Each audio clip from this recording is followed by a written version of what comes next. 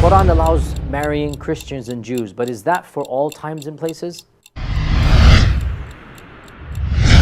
So yes, indeed, the Quran allows that a Muslim man can marry a Christian or a Jewish lady if she is a righteous and pious lady and she is chaste and decent. The Quran definitely allows this.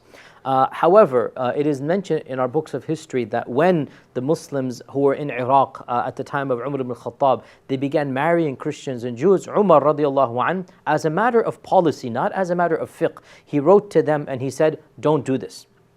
They wrote back and they said, O Amir al-Mu'mineen, O leader, didn't Allah allow the men to marry Christians and Jewish ladies? And Umar ibn Khattab said yes. So he's not saying it's haram, he said yes. But if you, O men, start marrying the Christian and Jewish ladies, then who will marry our ladies, right? So Muslim ladies, Muslim women, they cannot marry Christians and Jews. So if we, Muslim men, start marrying people of other faiths, who is going to marry our women? That's the first point. The second point, obviously, when we are living in situations where we're living in secular lands or non-Muslim lands, the issue of a divorce taking place and the children and the religion of the children becomes a very big and contentious issue. How many cases have we all seen where a divorce does take place and the children are then raised as non-Muslims, and that's not something that obviously we are happy about. So even though theoretically perhaps yes it is permissible, but realistically or practically one should think very, very, very long and hard, and it is not something that